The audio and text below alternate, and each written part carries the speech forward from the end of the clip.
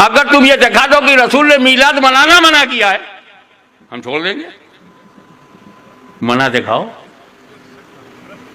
میرا جنم دن مت منانا، دکھا.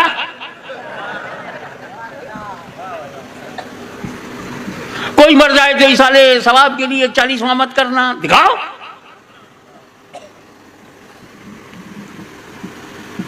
اللہ کا کوئی دوست ولی انتقال کر جائے، سالانہ عرس مت کرنا، دکھاؤ. اللہ نے نہیں روکا، رسول اللہ نے نہیں روکا، ملا نے کیوں ٹوکا؟ اب ربیع الاول میں جو یہ جو جلسے جلوس اور اس طرح کی چیزوں کے جو دلائل پیش کیے جاتے ہیں وہ کس قسم کے دلائل ہیں؟ کوئی ایک صحابہ کا کوئی عمل، کوئی تابعین کا عمل، کوئی اسلاف کا عمل، کوئی ایک روایت بھی ہمیں ملتی ہے؟ کہیں کچھ بھی نہیں ملتا. فلانا مناتا تھا، فلاں نے لکھا ہے تو فلاں نے لکھا ہے. بھائی دین سب سے پہلے کہاں سے چلا ہے؟ قرآن، سنت، صحابہ، یہ ہے نا دین. تو مسلمانوں میں جہاں گمراہی پھیلے گی تو ہمارا کام پیغام پہنچانا ہے، منوانا ہمارا کام نہیں ہے. ہم پیغام پہنچا دیتے ہیں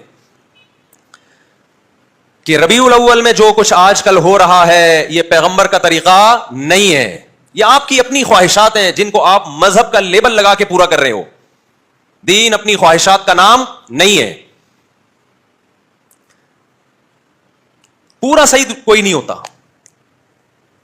جب ہم بتاتے ہیں نا کہ محرم میں ایسے گزارو جیسے پیغمبر نے گزارا، ایسے گزارو جیسے صحابہ نے گزارا، تو کیسے گزارا بھائی؟ صرف 10 محرم کا روزہ، 9 10 یا 10 11 بس. اور روزوں کی کثرت محرم میں کریں آپ، جتنے زیادہ روزے رکھ سکتے ہیں.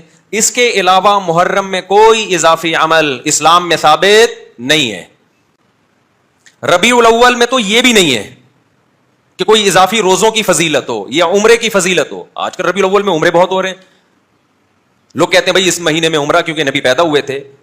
تو آپ پیغمبر سے آگے نکل رہے ہو. بھائی ہمارے نبی کو نہیں معلوم تھا کہ میں اس مہینے میں پیدا ہوا ہوں تو میں اس مہینے کی فضیلت بیان کر کے چلا جاؤں؟ صحابہ کو معلوم نہیں تھا کہ ہمارے پیغمبر اس مہینے میں پیدا ہوئے ہیں تو ہم اس مہینے میں عمرہ کر کے اس کی فضیلت کو بڑھا دیں؟ کہیں کوئی ایک حدیث دکھاؤ جس میں کسی صحابی نے ربیع الاول میں عمرے کی الگ سے فضیلت بیان کی ہو. میں سمجھا پا رہا ہوں بات؟ کوئی ایک روایت دکھا دو بھائی. رمضان میں عمرے کی فضیلت ہے. نبی صلی اللہ علیہ وسلم نے فرمایا رمضان میں عمرہ ایسے ہے جیسے حج. اس کا یہ مطلب نہیں ہے کہ مکمل حج جیسا. حج تو حج ہی ہے، یہ تو تشبیہات ہوتی ہیں اس کی ویلیو کو بڑھانے کے لیے. تو رمضان میں آپ عمرہ کرتے ہیں کیونکہ رمضان میں ویسے بھی ہر عبادت کا ثواب بڑھ جاتا ہے. یہ فضیلت ہمیں ربیع الاول کے بارے میں نہیں ملتی. تو کیوں اللہ اس کے رسول کی طرف نہیں آ جاتے؟ کیوں اس اسلام کو فالو نہیں کرتے جو 1400 سال پہلے آیا تھا؟